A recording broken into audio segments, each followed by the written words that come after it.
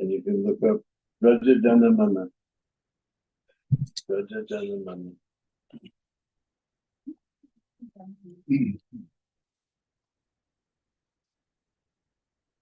And most songbooks is spelled with a V as in victory rather than B. Check that page. It's a very beautiful red song.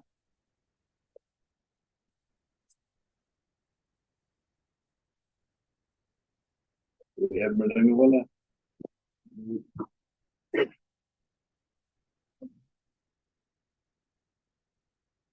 Okay, Chota Madangawala.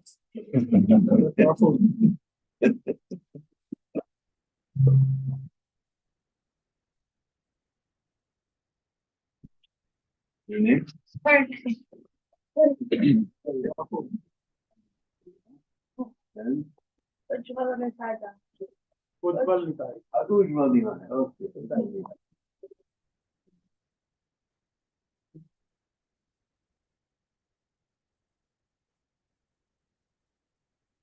Radhe, Prajatamana Surgakha,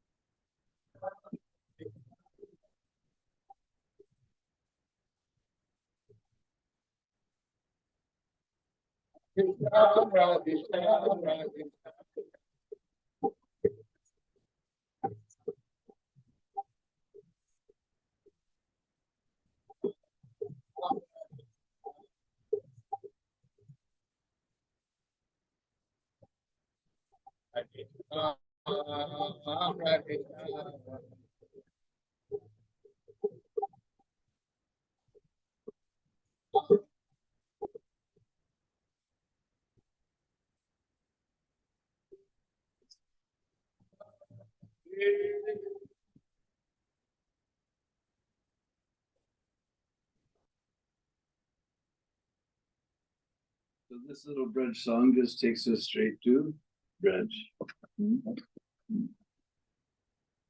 Brajajan. Brajajana mana sukha kar. Brajajan means the residents of Braj. Just like some of you here are the Columbus Jan, some are Andhra Pradesh Jan, some maybe somebody's UP Jan, maybe somebody's Kerala Jan. We have at least one Bengali Jan, maybe more. No, you're all Vaishnavas. You're Bhakti Jan.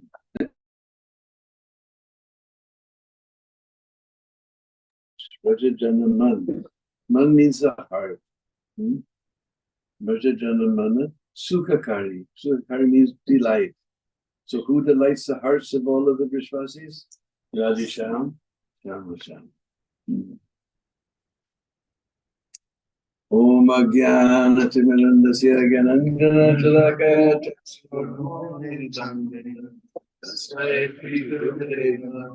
Sri Chaitanya Stapitam Yena Bhutale Swayam Bhagatamre Vidati Swaparadiga Jai Sri Krishna Chaitanya Prabhu Nityananda Shri Advaita Gadadhar Srivasadi Gaura Hare Krishna, Hare Krishna, Krishna Krishna, Hare Hare, Hare Rama, Hare Rama, Hare Rama, Hare Hare. Panchakalpatrubhyascha kripasindhuvescha patitanam pavanebhyo Vaishnavibhyo.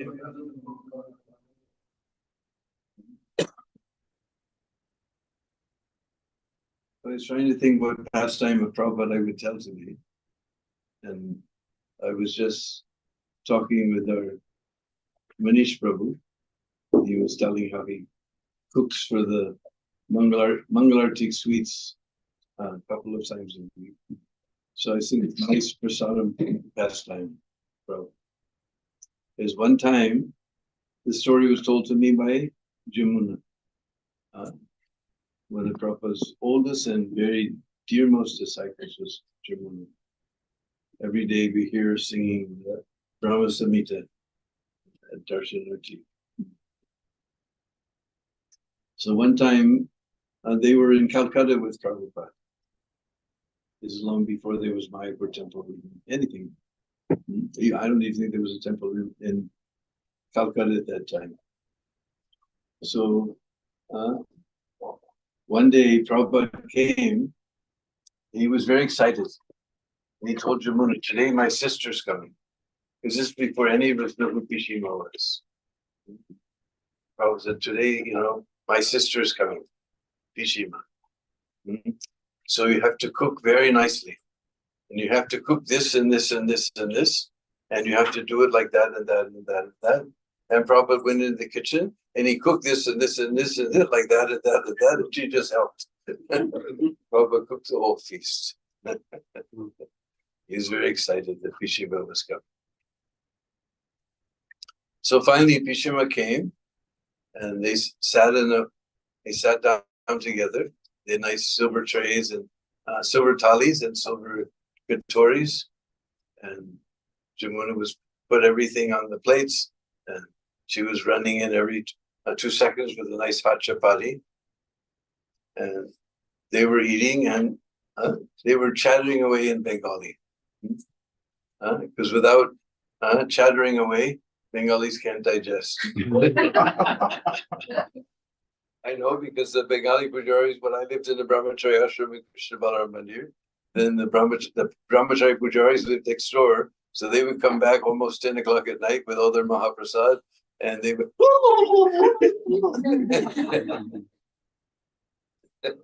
so they were chattering away, and Prabhupada was eating so much. He was eating with great gusto, and every once in a while Jamuna would come in and fill up the katoris, and so, sometimes if you eat too much prasadam, you get like a little giddy, like you're intoxicated. So one time Jamuna came in to fill up the katoris, and Prabhupada had stacked up all the silver katoris in a big column on his plate. And Jamuna said, because this is old days, they didn't even call him Prabhupada, they go, Swamiji, you want some more?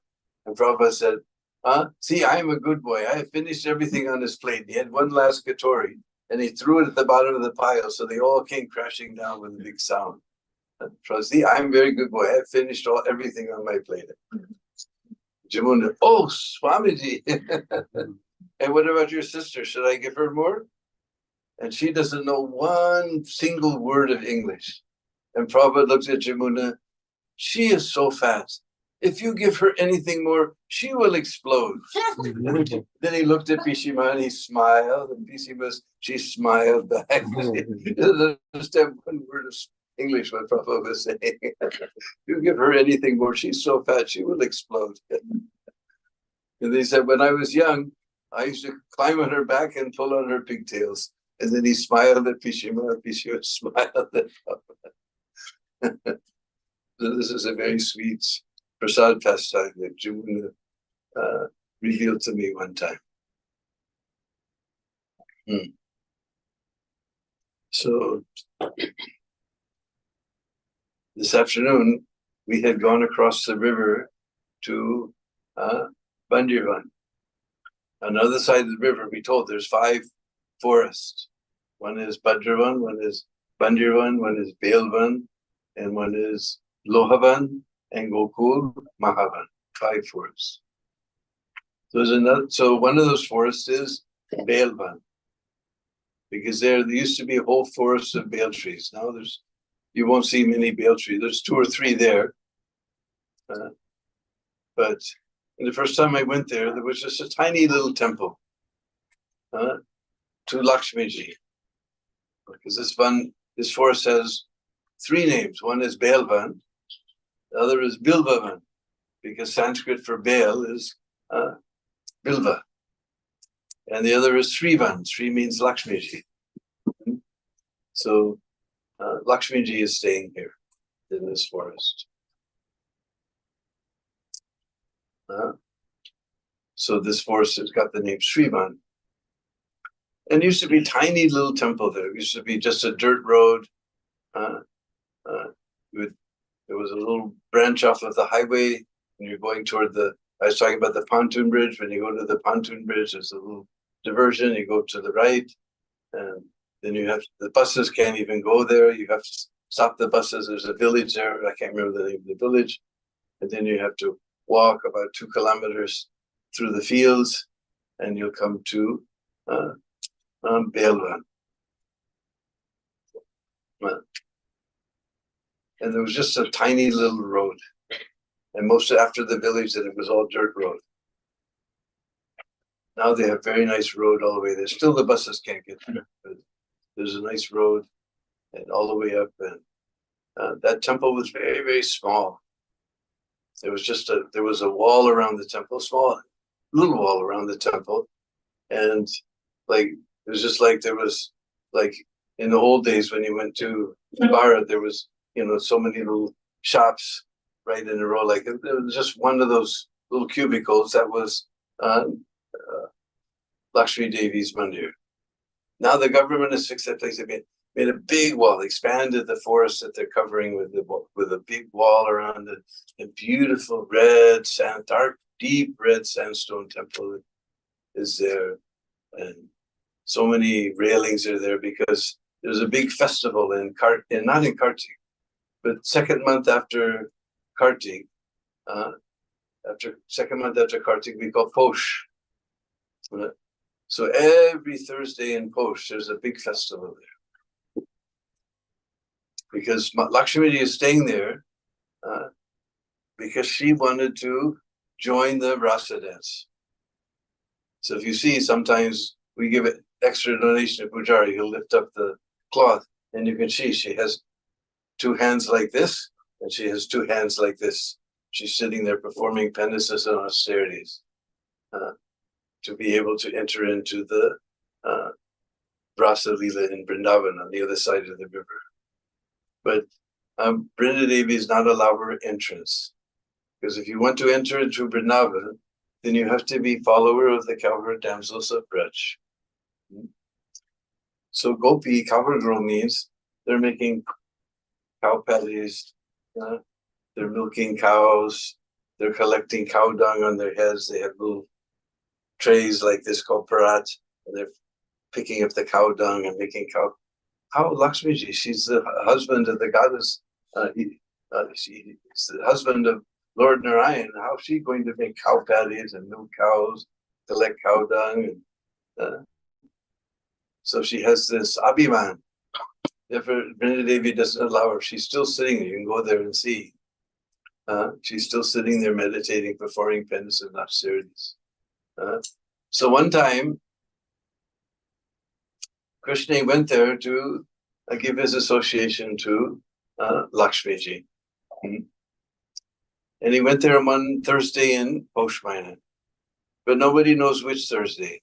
So all 4 Thursdays, there's a big mela there. You'll be surprised. You go to the place and it's just out in the middle of nowhere. But and as soon as Posh Maina comes in, you'll see there'll be little Ferris wheels and so many shops selling jalebis and golgappa and so many things. And where did it all come from? It all just because it's just a completely deserted place. So the Brishvasis, they come every Thursday to give Lakshmiji their association, because Krishna went there on one Thursday in Posh, and he came there and he thought, well, Lakshmi, she's big Lakshmi, goddess of fortune. So he came just like a little cowherd boy. But she was absorbed in meditation. She didn't see him. So like little boy, he began to cry. So her meditation was disturbed. And after all, Lakshmiji, she's a woman, how she can tolerate a child crying. But even now when you go, there's just on the way, you'll pass this little tiny village. We can imagine 5,000 years ago how desolate this place was. So somehow she got a little rice from here. She got some dal from some other Brishvasi, and she made kitri. And she fed Lala some kitri. So every Thursday in Posh Maina, there's a kitri mela.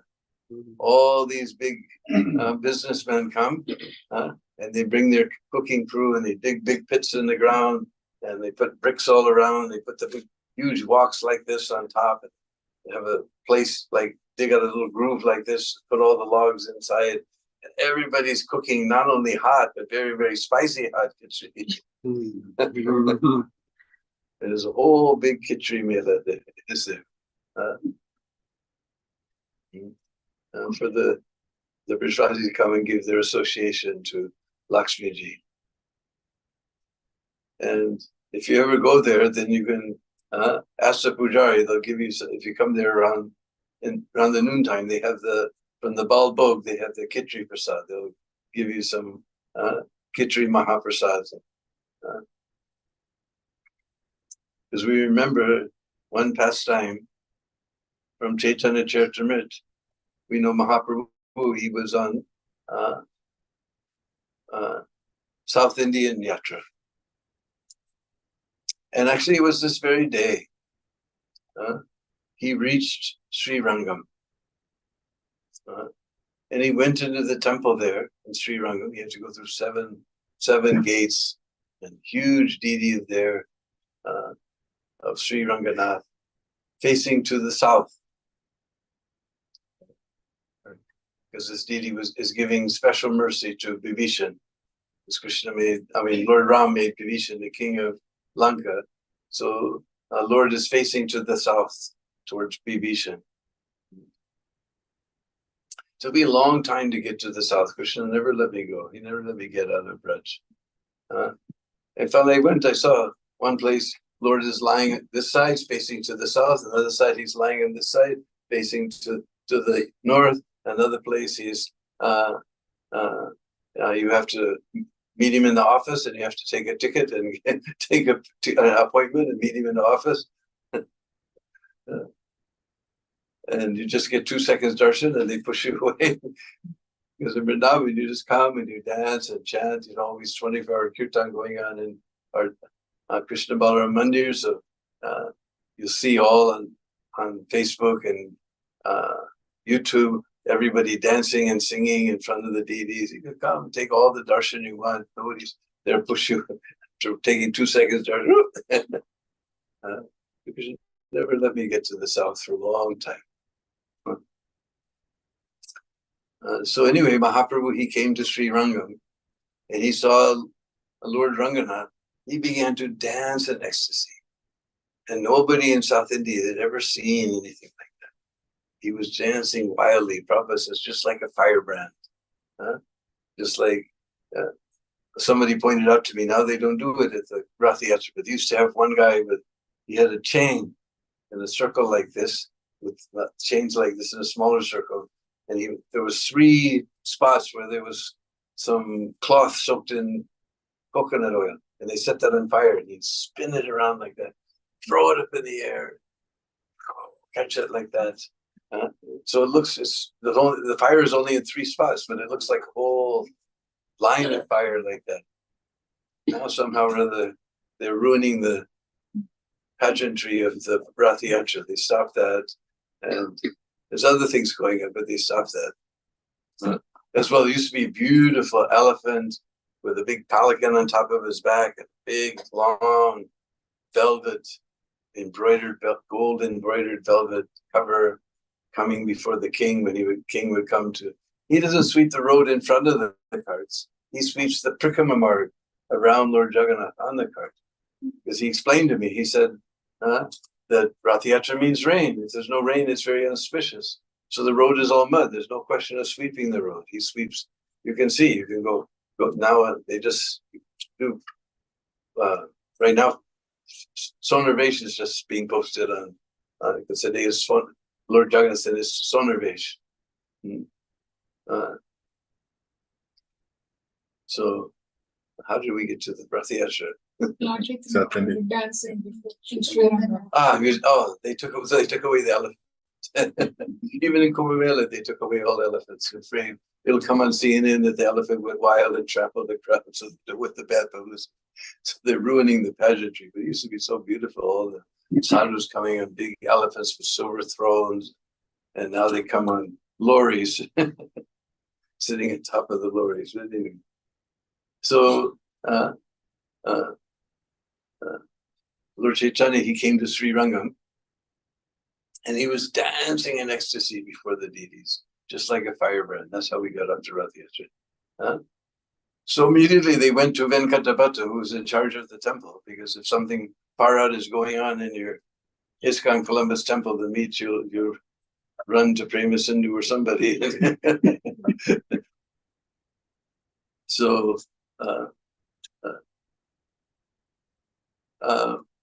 Venkatabhatta, he came there, he saw the ecstasy of Mahaprabhu, and he can understand this is a very great sadhu. And he was very clever. He went to Mahaprabhu.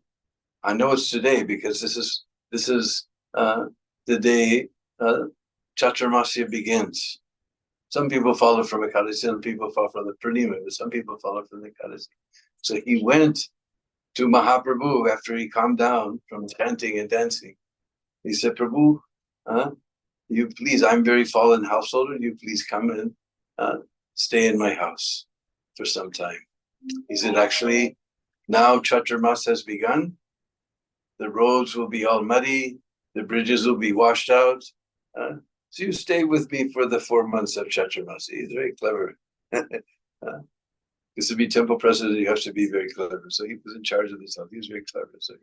So he told Mahaprabhu to come. So Mahaprabhu stayed with him. He never stayed anywhere more than 3 days, but he stayed there in Ranganath for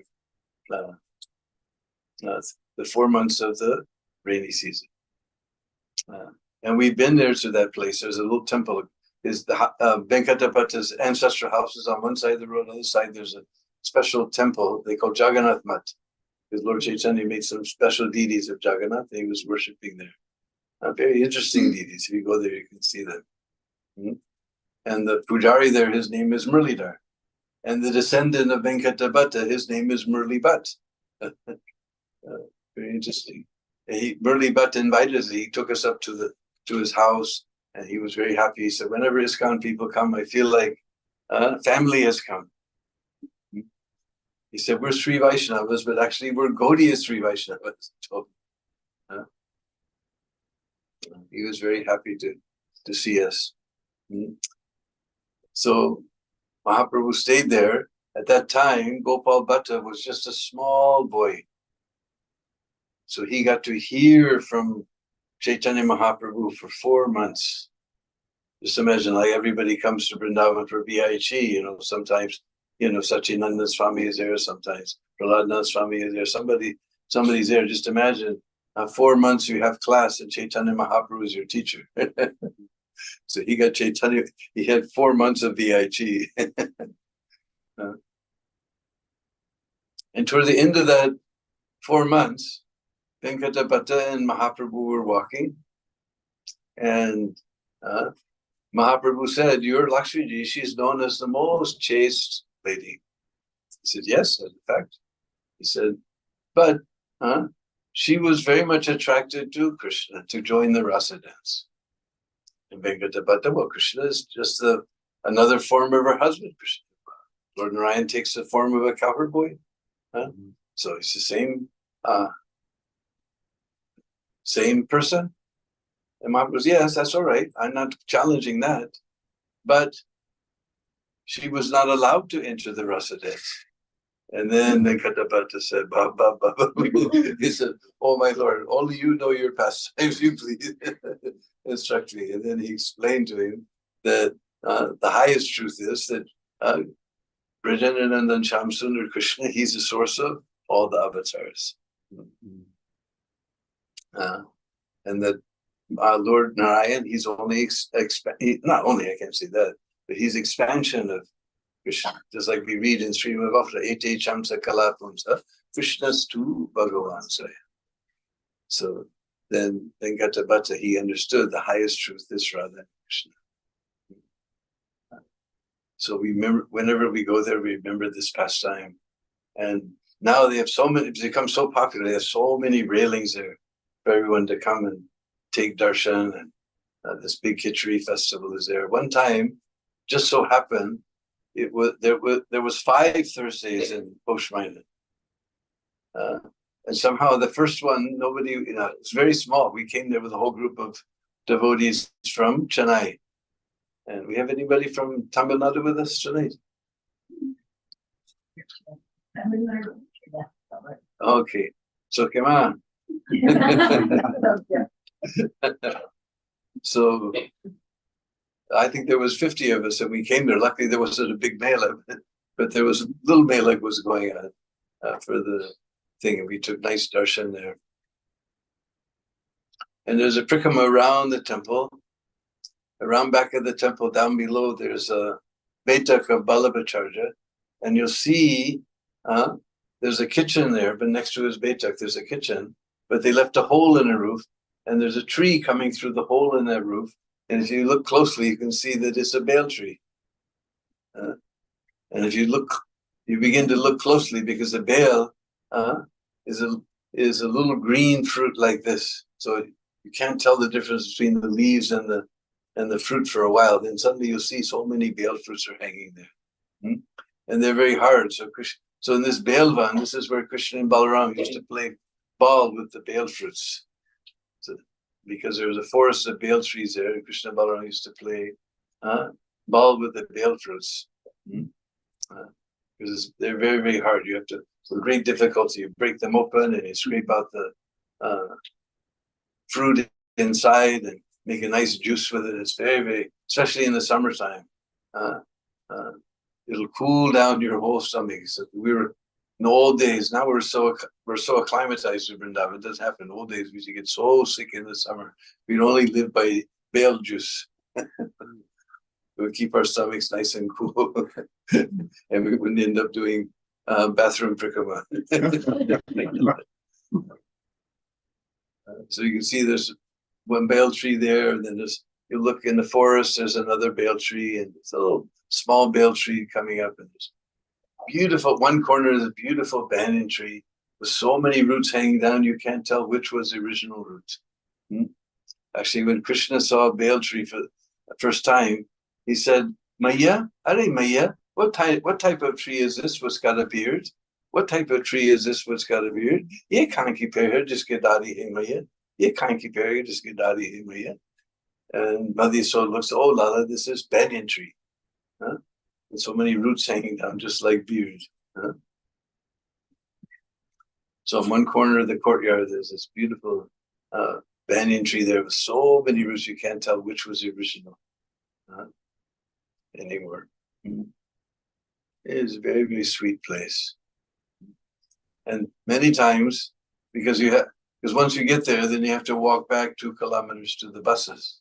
So what I would do is we would hire boats in Vrindavan and tell them to meet us at Bailvan. And the boats would come upstream and park there and wait for us after we take darshan and hear all the pastimes. Sometimes we would take breakfast prasadam there. And then we go down to the bank of the Jamuna, and the boats would be waiting for us. And then floating down the Jamuna, we would do kirtan in the boats, just floating down the Jamuna very sweetly. One time we had Vyasaki with us, so we were going down the Jamuna, and it's so quiet. Once you get out of the city, it's so quiet. it's deafening. It's like thunder is going off in your ears. It's so quiet. Only you hear the Jamuna lapping against the boat, and the boatman, his oars going from the Jamuna. That's the only thing you hear. Except every once in a while, there's somebody's pumping water in the video. The but, so peaceful. Like, I always stop all the kirtans for 1 minute and just we listen to the beautiful sounds. No sounds. We realize for the first time in our life, we're never in a place where there's no sound. There's always some kind of sound going on. So beautiful. We just float down the river to just a little ways before you get to Madan Mohan. We there's a special ghat there. We all get off and then catch rickshaws back to Vrindavan. Instead of sitting in a hot bus and walking 2.5 kilometers to get to the bus, we just go back down by bus. So this is Belvan, very beautiful forest. And government now has fixed it up very nicely. Beautiful temple is there. And you'll see Lakshmi Ji sitting there performing penance and austerity. And you'll see little Krishna there, and he's going like this. He's got his hand like this big Lakshmi. And still today, you can get some of that Khichdi Prasad. You give a nice donation to a Pujari and give some of that Khichdi Prasad.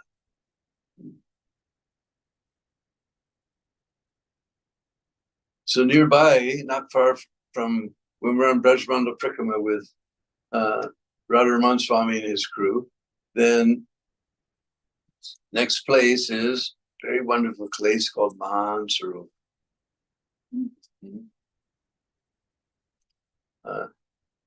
And used to be very difficult to get there, but now they made a bridge across the Jamuna. When the people pulled it, it was easy, but when now they have this, but not so easy because you had to get to it. But now they have this bridge across the Jamuna, and you go along that road to the Belvan road, and all of a sudden there's a turnoff, and you go down to Mansarovar. And what happened? Well, we have to go all the way back, many, many thousands of years. There was one yogi named Asuri Rishi. And actually he was on that particular dweep, I can't remember the name, but it's surrounded by the Yogurt Ocean. And he was a Vaishnava yogi, so he was meditating on the form of the Lord within his heart. And meditation was going on very nicely. Then all of a sudden, one day, the Lord disappeared from his heart. And he was very disappointed. And he tried again to see the Lord within his heart.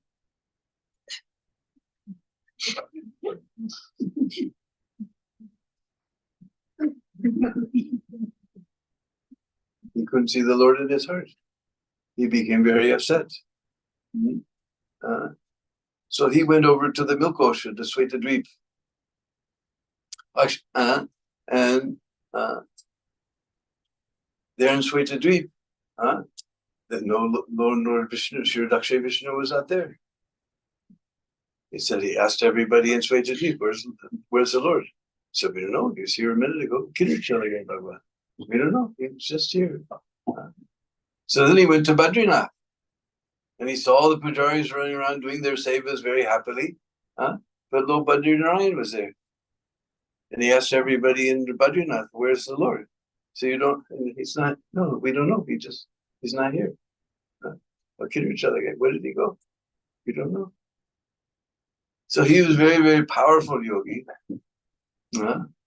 So he went to Kailash to see Lord Shiva. Well, actually, he went to Vaikuntha. He was very powerful. He went to Vaikuntha. And there he saw so many people with 4 arms, just like Lord Vishnu, beautiful pitambar dhotis, but he couldn't see anybody who had that beautiful golden streak of Srivatsana's chest, or with a Kaustuva mani. And he asked everybody in Vaikuntha, so where's the Lord?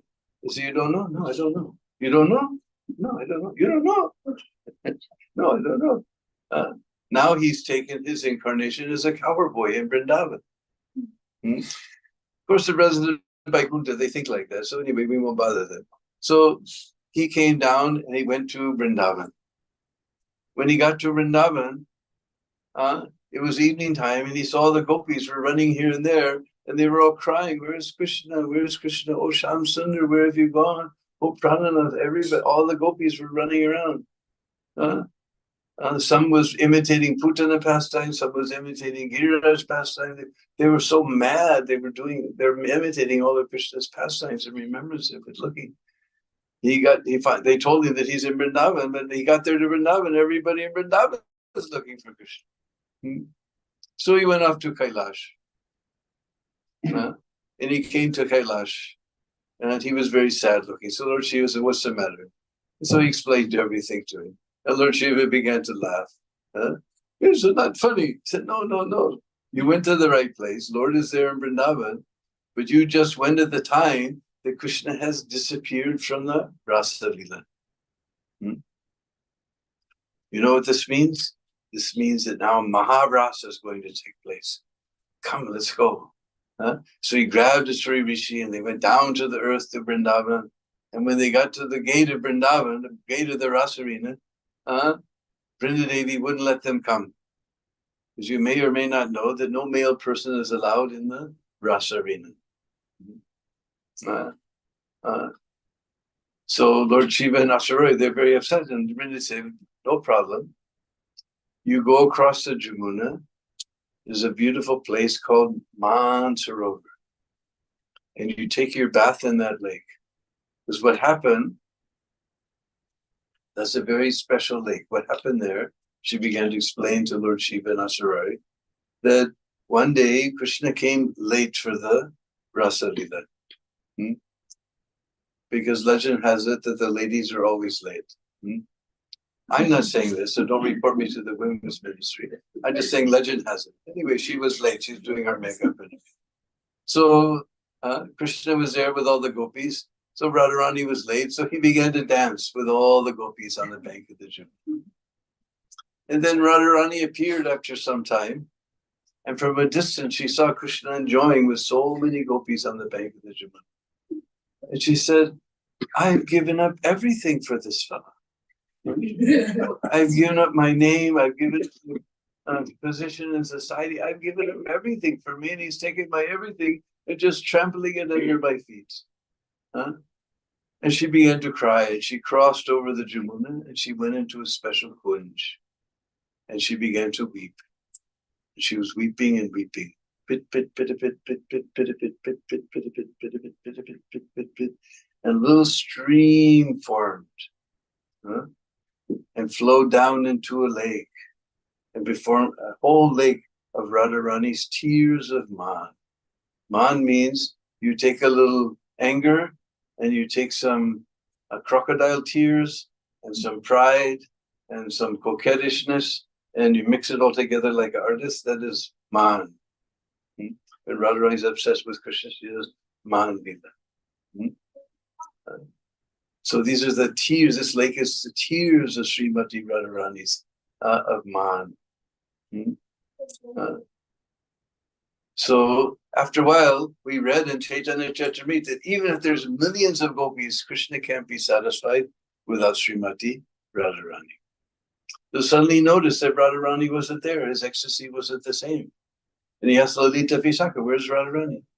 You have to find her quick, because I can't eat, I can't sleep, I can't drink, I can't do anything. I'm going to give up my life unless Radharani comes. So Lalita Visakha, they went looking for Radharani. They went all along the bank of the Jamuna. And a little chutki bird pointed his tail across the Jamuna. So they crossed over the Jamuna, and they were walking, and suddenly they saw a lake where no lake had ever been before. And just by seeing that lake, their hair was standing on end, their bodies were trembling. Oh, this is not an ordinary lake. And they saw there was a little stream coming into that lake. And they followed that stream back and they found Radharani sitting there crying tears of unhappiness. And they went there and they told, oh, Radharani, you have to come. Krishna, he can't eat, he can't sleep, he can't drink, he can't do anything. He's going to give up his life without you. And Radharani said, this fellow, he's not only black on the outside, he's black on the inside, he's black through and through. He has cheated me so many times, I'm not going to have anything to do with this black fellow. So they went back to Krishna, they told him this is a situation. So Krishna came there. And he saw Radharani sitting at her man. And he began, Supreme Personality of Godhead. It was all sages and demigods, all demigods, first of all, worshipping on his Lord Shiva, Lord Brahma, Lord Indra, everyone worshipping on his lotus feet. All sages, Sita, Devala, Vyasa, Narada, they're all worshipping, all the demigods worshipping on his feet. He began to massage the lotus feet of Srimati Radharani. And if you go there to Mansarovar, you'll see there's a beautiful temple where they have, it's the only place I've ever seen, they have a Radharani Shila. They made a very beautiful temple there. And many years ago, they put it, there wasn't any dome there, but now somebody put this big white marble dome. From the road, you can see it from long way distance away, you can see this big white dome across the fields. So, and there's another little temple behind. In that temple, you see there's a picture. Krishna's massaging the lotus feet of Radharani. Radharani's keeping her hands like this, but from the corner of the corner of the corner of the corner of the corner of her eye, she's seeing Krishna.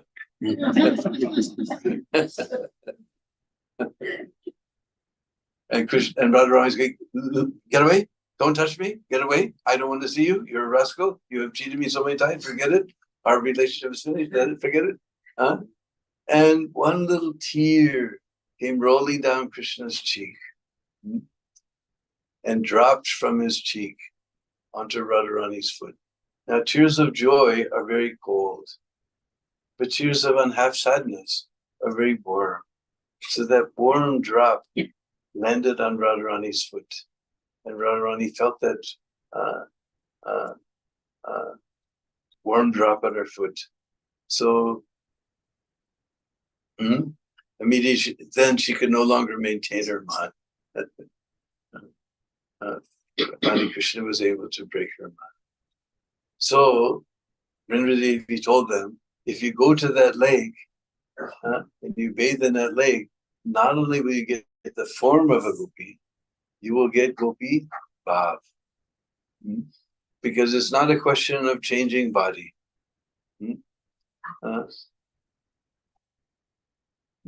Because Lord Shiva, he's the master of all mystic. He could have changed himself into a gopi body very easily. But it's a question of changing our consciousness. Sometimes we're thinking, oh, then when I die, somehow or other become Krishna. No, you either become Krishna conscious now, or you're not going to be Krishna conscious at death. You have to be, are you Krishna conscious now? Bhakti Vinod prays. Forget the past that sleeps, and ne'er the future dream at all, but act in times that are with thee, and progress ye shall call. Am I thinking of Krishna now? Don't worry. Don't forget about the past. I wasted my life so much sense gratification. Forget about it. It's over. And near the future, oh, how will I ever become Krishna conscious? Forget about the future. But act in times that are with thee. Am I Krishna conscious now? Just don't worry about the past. Don't worry about the future. Try to be Krishna conscious now. So Asuri Rishi and Lord Shiva, they went there to that lake. They took bath and they got forms of gopis and they got gopi bhav. And then they came back and Vrindadevi posted him on one corner of the rasa dance. If you go to a very beautiful place called Bamsivat, where Krishna played his flute and called all the gopis, you can see in one corner, there's a very beautiful gopi with snake around her neck. This Gopishwar Mahadev. So Sarishi and Lord Shiva, they went there, and Brindadevi posted them on one corner of the rasa dance to guard the rasa dance, and Lord Shiva was taking darshan. And then Krishna, he immediately saw that his great devotee, we know Vaishnavanam Yata Shambhu, Lord Shiva is the best of the Vaishnavas, that his great devotees come in a gopi form. So he went there to that corner and he said, Hail Gopishwari. And Radharani, she heard that. If anybody's Gopishwari, it's her. Who's he calling Gopishwari? So she made angry mudra. You know angry mudra? Hands are on the hips and toes tapping. And Krishna, he saw this angry mudra of Radharani. So he went there and he said, Hey Radhe, you don't see? Our great devotee, Lord Shiva, has come here to watch in the form of a gopi. And then Radharani looked and she saw this gopi has a big snake around his neck and the moon on his jata. And then she could no longer maintain her man. So this is a story of Mantra, a very beautiful, peaceful place. And beautiful grove is there.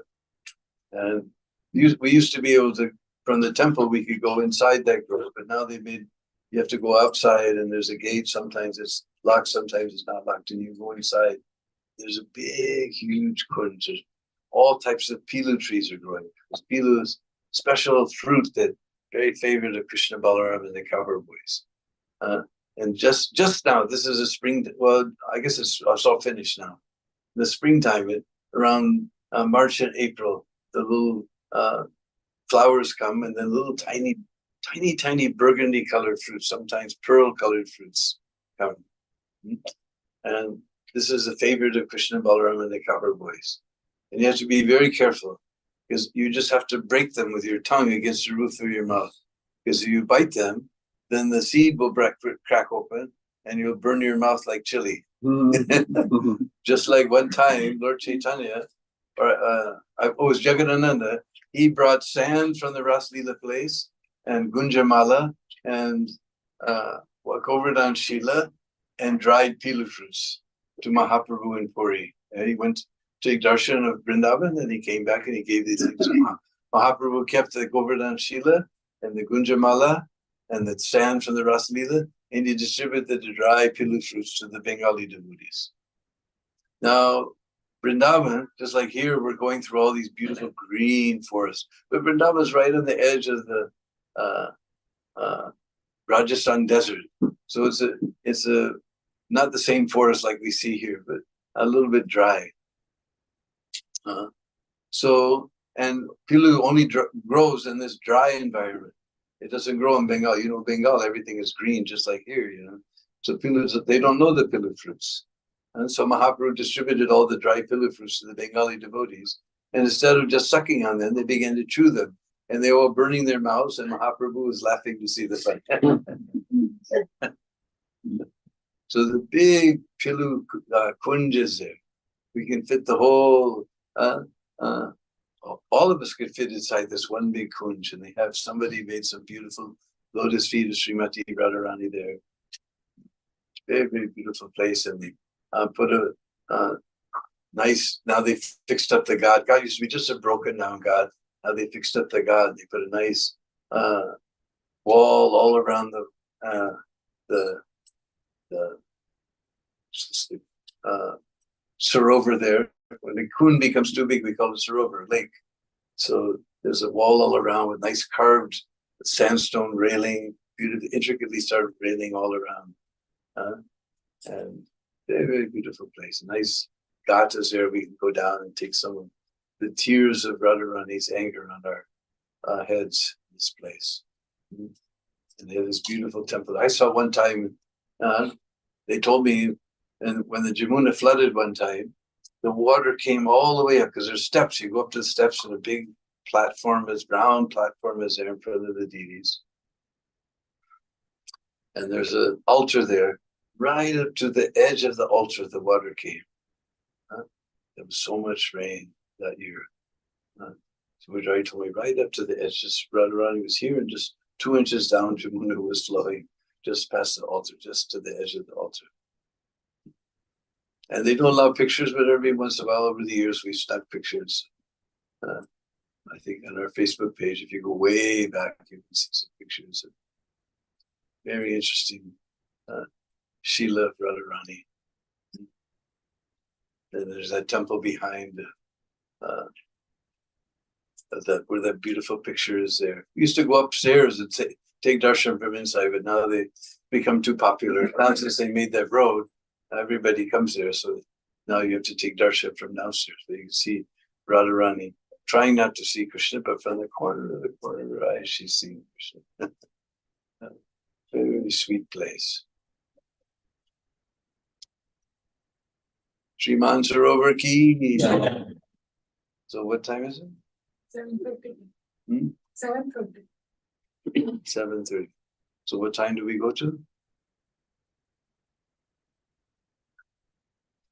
Maybe we should ask for some questions. If anybody has any questions, we'll put our voice to rest here and ask for questions. No questions? Everyone fell asleep? So I was just thinking that if you deepen Mansarovar, then you get Gopi Bhav. Yes. Why did Lakshmi was not advised to go into Mansarovar by Vrinda Devi if she wanted to be part of that? I don't know.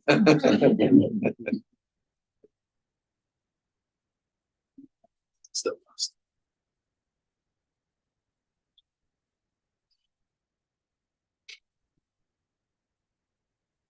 But we're very fortunate because unless one follows the residents of Braj, it's very difficult to enter into Braja Prem. But we're very fortunate because we have the most dear Vrishvasis who the Prabhupada who follow. Because Krishna says in Gita that that person who distributes this knowledge to the devotees, he's most dear to me, and no one will be more dear to me. So Prabhupada has spread the knowledge of Bhagavad Gita all over the whole world. So no one more dear to Krishna. So by following the path laid out by Sudha, even I was saying the other day that road into Vrindavan, that is called Bhakti Vedanta Sadhana Marg. Show us that this is the way to get to Vrindavan. It's by following the footsteps. And you're all thinking, oh, we're not so fortunate. We didn't get association of Prabhupada like you. But don't think like that. There's one disciple of one of my godbrothers named Kartikeya, who's no longer in this world. He was one of the very, very early devotees of Prabhupada. And he personally told me this story. You won't find it in any memory tape or anything. Only at the very end of his life, he returned to Krishna consciousness and left his body. But he told me personally this story, that one time he went with Govindadasi and Gorsundar, Govindadasi's husband, and they went to Hawaii. And this is a long, long time ago, when they still called him Swamiji. And one day, Govindadasi came back from the market with wheat germ. Now in Bharat, I never met anybody who knew what wheat germ is. Maybe you've seen it here in the stores, huh? You know, inside the kernel of the wheat, there's those two little, there's like look like leaves that's going to germinate. So that's called, it's called wheat germ. Anyway, it's very, very healthy. And so that's called wheat germ. Anyway, the point is it's not suji. So one day it rained, so Prabhupada asked for that Kartikeya, because Kartikeya was cooking for Prabhupada. So he said, you make some halava, because halava is filled with ghee and, of course, the kadasi today and grains, keeps you nice and warm, you know.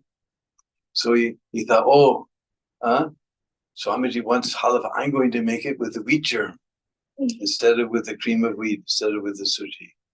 And Swamiji will be so pleased. He's really going to like it. He was cooking with this father. Swamiji will be so pleased. He's really going to like this. He made it. He offered to the deities. He put it into the plate. He brought it to Prabhupada. Prabhupada took one look. Said, what is this? Halava means suji, cream of wheat. Halava means suji. with a left hand, Prabhupada said, take it out. So Kartikeya, he was a very, very sensitive devotee, very emotional devotee. So he was destroyed because his whole bhav was Swamiji is going to like it so much. He didn't know what to do. So he went in the temple room, he sat in front of the picture of Srila Bhakti Siddhanta Saraswati Thakur, and he began to pray. He said, I was just trying to please your spiritual son, Swamiji, but he's so upset with me. I don't know what to do. He began to cry. He's very sensitive to voice. He was crying. Suddenly he heard Prabhupada's voice. Kartikeya? Kartikeya? He ran to Prabhupada's room. Huh? Prabhupada said, bring that halava. So he brought a bowl of halava to Prabhupada. With great gusto, Prabhupada finished up, bring more. In this way, Prabhupada finished up the whole pot of halava. He said, from this I learned two things. One is that Prabhupada is not alone. Behind Prabhupada, there's a whole chain of spiritual masters up to the lotus feet of Krishna. Because he was praying to Srila Bhakti Siddhanta, right? So behind Prabhupada, this whole line, they're handing us a rope to get us out of this ocean of Kali Yuga. And you just grab onto the rope and they'll pull us out. And second thing was that Prabhupada always told us that the grandfather, he's more merciful than the father. My grandfather didn't live very far from here. He was in a village called Ward, West Virginia. And he had, nowadays we call it a convenience shop. He had all kinds of different things, like a 7-Eleven, you know. So on one side, of course, was all the chocolates. So when we go to visit Grandpa, we'd all go to that side of the store. And my father, who had to pay all our dental bills, he would say, no, no, no, no, no, no, no. And Grandpa, from behind his back, he was giving a shot. So grandfather, he's more merciful than the father. So you are more fortunate than us. Don't think you're unfortunate. You have Prabhupada as your grandfather's spiritual master. He'll be more merciful to you than to us. And we're seeing second generation doing so many wonderful things. So don't feel yourself unfortunate. You're more fortunate. Prabhupada will give more mercy to you because he's your grandfather's spiritual master. Srila Prabhupada ki. Any other questions?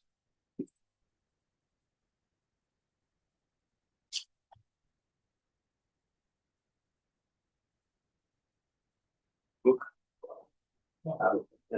Yes? So you were living in Vrindavan since the 80s, I guess, like 84. 84. So 41 years. Maybe I'd be interested to know what it was like maybe to adjust living in Vrindavan, or whether it took a while to like be comfortable, or those kind of things. There was no question of feeling comfortable. Somehow, I don't know. When I first time went to Vrindavan was 1974. Mayapur Vrindavan Festival those days. We spent 2 weeks in Mayapur, 2 weeks in Vrindavan. And those days they were cooking with buffalo ghee, and our Western bodies weren't ready for that. We were so sick. But somehow, even though we were so sick, we got to Vrindavan, Jamuna and Guru Das, they cooked very sweet prasadam for us. They heard all the stories from Mayapur. So they cooked they were like our mother and father. I always remember. They're so sweet. They took nice care of us. But somehow in my heart, I just felt this is my home. And no question of feeling comfortable. I remember Kadambakanan, who's now left this world, he had a cooler in his office, air cooler, you know. It's a big metal thing like this, and it has, some type of grass inside, and it's filled with, and they have a little pump that pumps water all over the grass, and the big fan, blows it, and you get, because water is evaporating, so evaporation causes cooling, because there was no question of air conditioner. I think if you installed an air conditioner in Vrindavan in those days, you'd short out the whole city.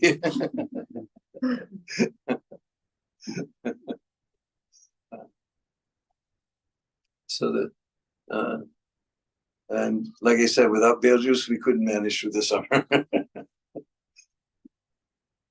But somehow it's just, Vrindavan is such a special place.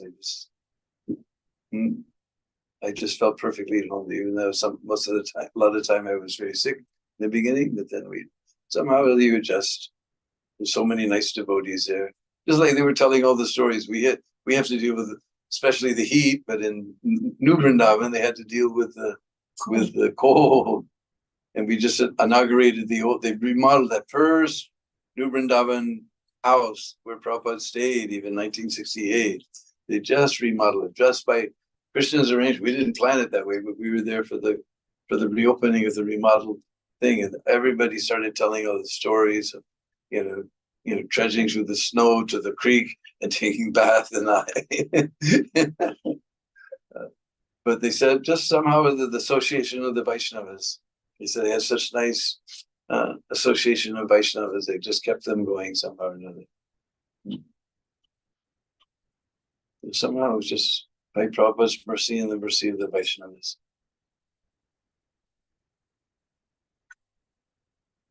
Now we have different problems to deal with. Now it's just filled with traffic and so many big buildings have come and everything. But still, Vrindavan is still Vrindavan. Even those days, you can read Hayagriva's book. He said, but Prabhupada, there's pigs everywhere, it's so dirty, there's open drains, and everything. He said, oh, it's so deteriorated. And Prabhupada said, every step you take, thousands of births or sins are destroyed. So where's the deterioration?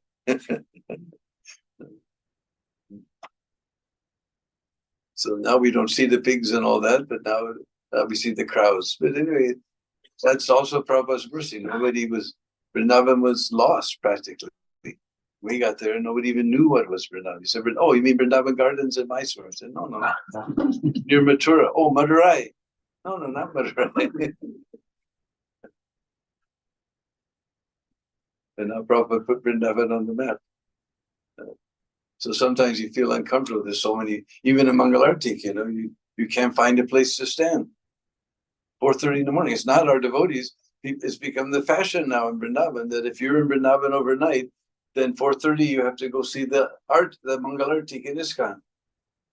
Luckily for us oldsters, they put a rope on the front so we can go for back and forth up between all the three altars.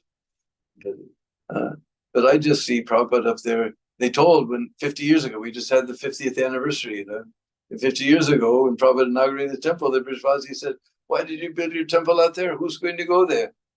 And now you can't even get in. But I just see Prabhupada up there in Golok laughing. He got the last laugh.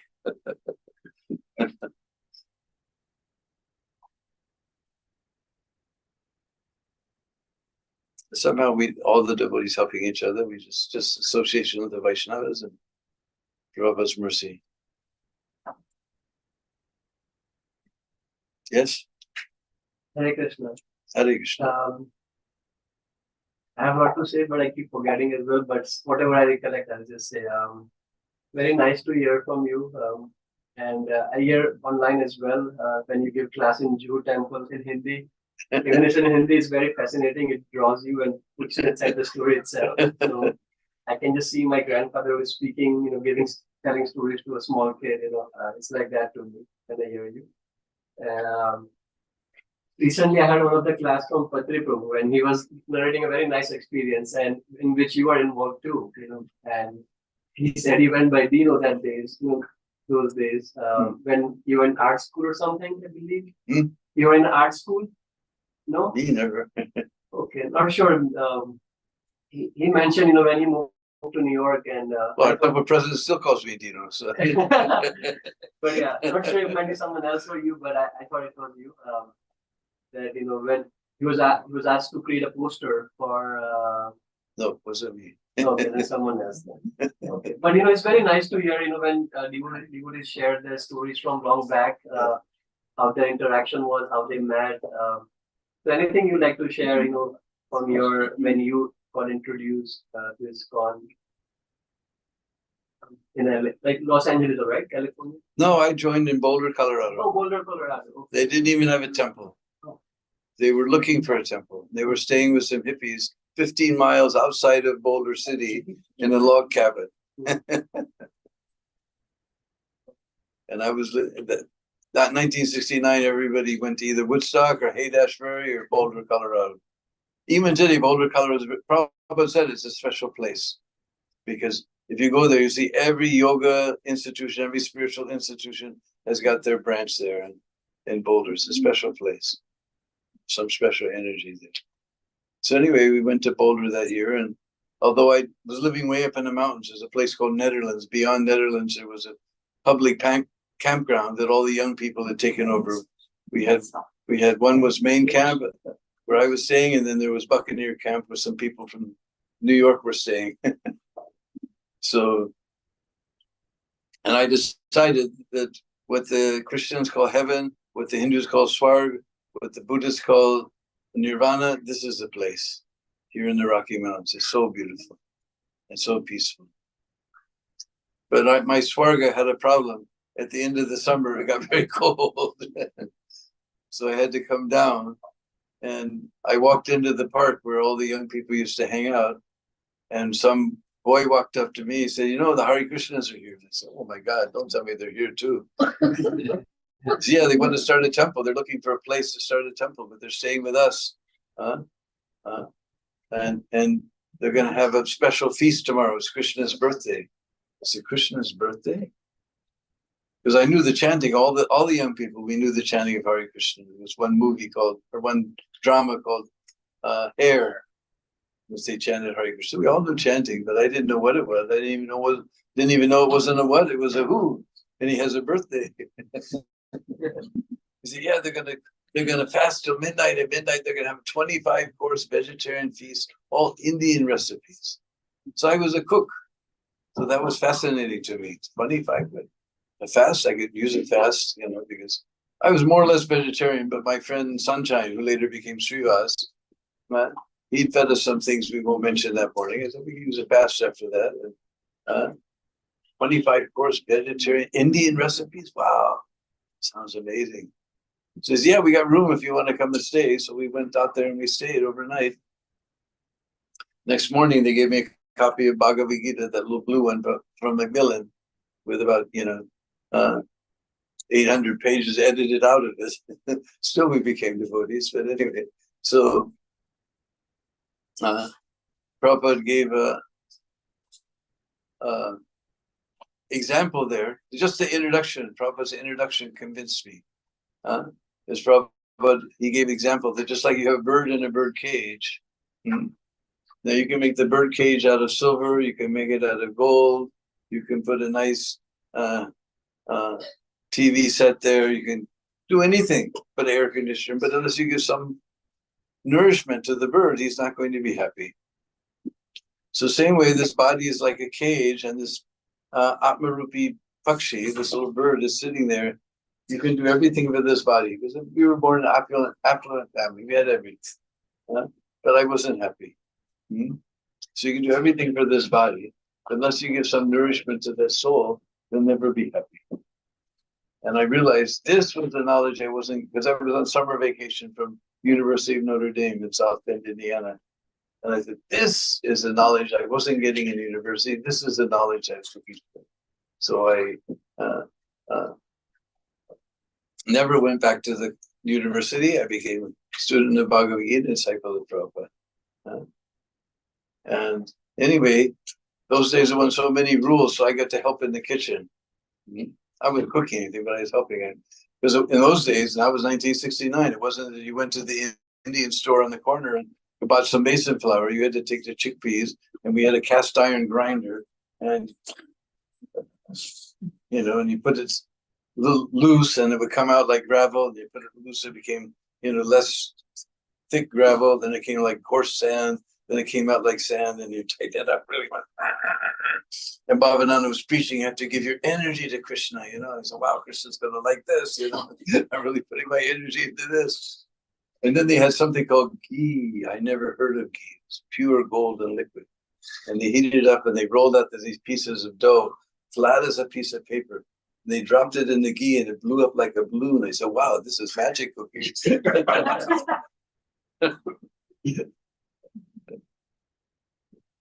So we fasted till midnight. At midnight, those days we didn't know you're supposed to take a Kadasi breakfast. So we had a full-on grain feast. Puri, paneer, sabji, halava, sweet rice, everything right at midnight, And Bhavananda picked up a gulab jamun, because Bhavananda was the first devotee I met. And he said, you know how to eat this? I said, no. And he took his gulab jamun and he threw it in his mouth. Whole thing. I said, well, if you can do it, I can do it. So I took my gulab jamun that was on my plate. I thought, because Bhavananda was preaching me, in the material world, everything gets dull. And I saw that. I had all my friends were, whatever they did, tired of that, but he said in the spiritual world, everything gets better. And this gulab jamun just went, I thought, well, I made it. I'm in Krishna Loka.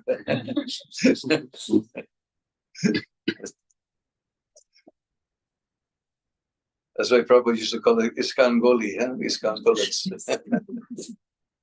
We made a lot of devotees with those.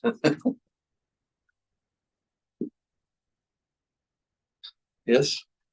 Is it true that, or is it mentioned in some scripture that whoever dies in the land of Vrindavan goes back home after body? Mm-hmm. So what if they're Anyone, even the birds, bees, animals, ants, everyone. This is their last birth in this material world. so what if they're not practicing devotional service? It's Krishna's special mercy. So how does one get to have that birth in Vrindavan and maybe not at good? Oh, only by great fortune. That's why Mahaprabhu, when he sent Jagadananda, he said, you go to Vrindavan, because he's always trying to get permission. If any Mahaprabhu said, yes, you go, you stay with Sanatana Goswami, you won't understand the Brishvasis, because Krishna's their guru. You won't understand what they're up to. Don't offend them. Don't associate intimately with them. Don't offend them. Don't associate intimately. And you see all the places with Sanatana Goswami and you come back to Puri. So you don't offend the Brishvasis. Don't mix intimately either. You stay in the temple and go with our tours that we give, see the places with the devotee and then. And they say that if you can't go to Vrindavan, you can. And if you commit offenses in Vrindavan, then you'll take birth as a hog or a dog or a monkey. And then you'll eat the remnants of the Vaishnavas for one lifetime and then go back. It's not an ordinary place.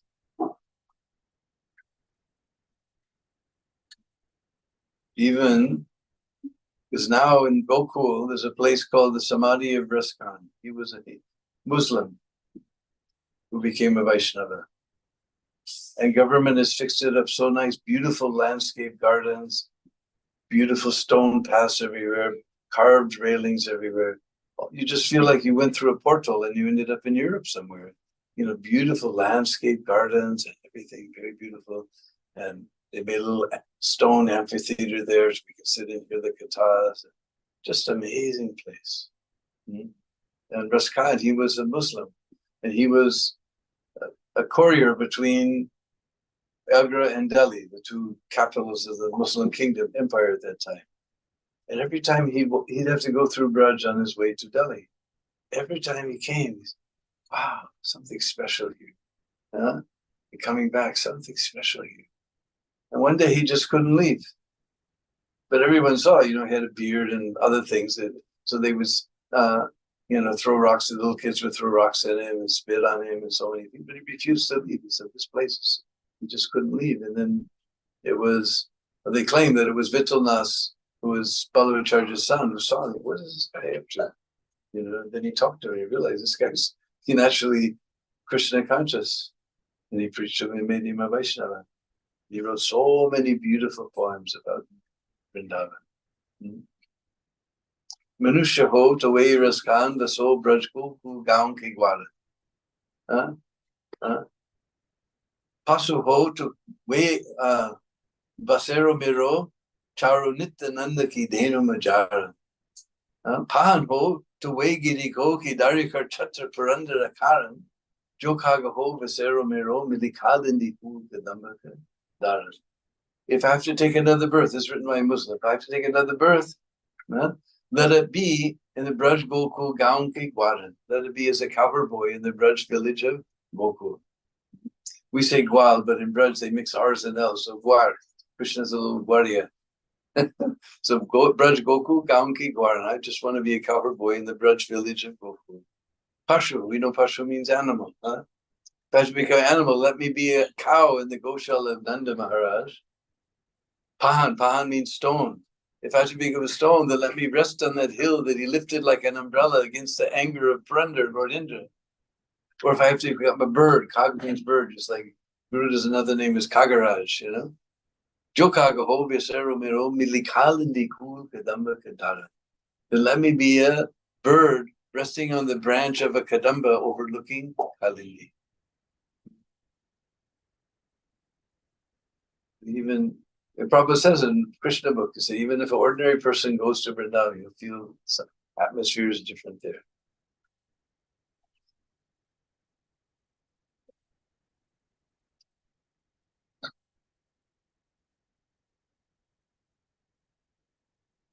You also say Mayapur is not different from. Yes. Vrindavan is Madhuriyadam and Mayapur is Auduriyadam.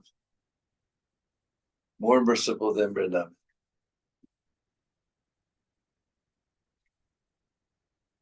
Not different, but more merciful.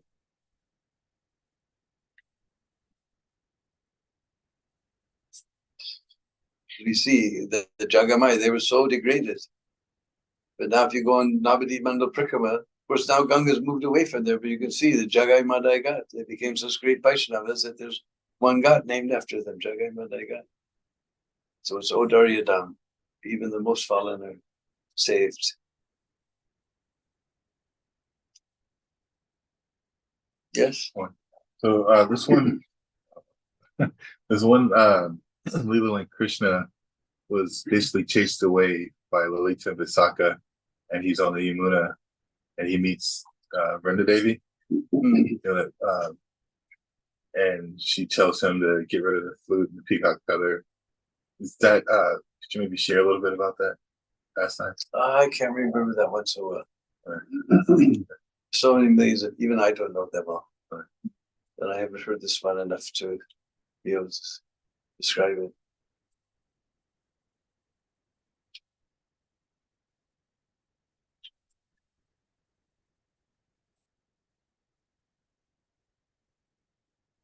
There's one pastime where Yashoda scares Krishna with the ghost.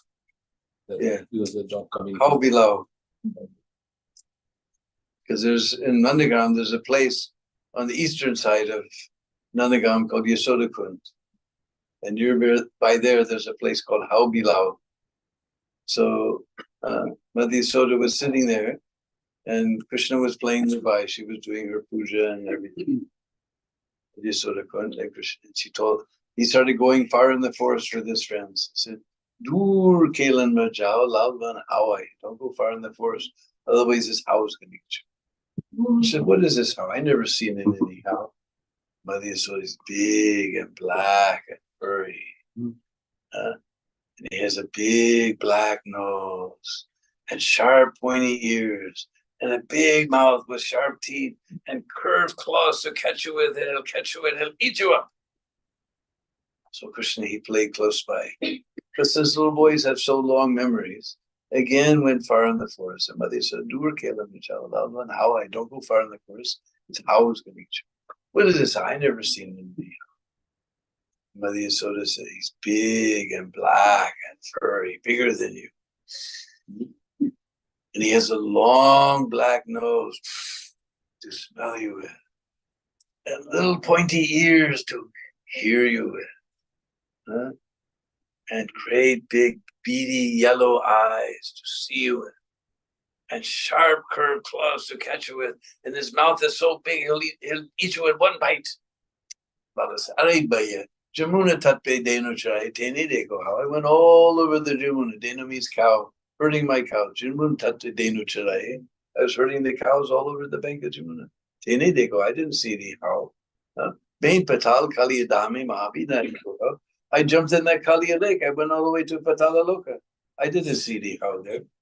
You're just telling stories to make me frightened. You're just telling stories, man. And Mother Yasoda's eyes got very big, and she said, "Well, don't look now, but here comes one." And she began to run, and Krishna began to run, and Baldao began to run, and Raktak began to run, and Sridhama began to run, and Sudama began to run, and all the cowboys, they ran behind Mother Yasoda back to Nandagam. And it just happened to be noontime, time for lunch. Yeah, Mother Yasoda is very clever, huh? And they sat with Nanda Baba, Baldao on one side, Kanaya on the other side, and Krishna and Nanda Baba's feeding them. They told Baba, just between bites and between breaths, "Baba, we just missed by this much getting eaten by a cow."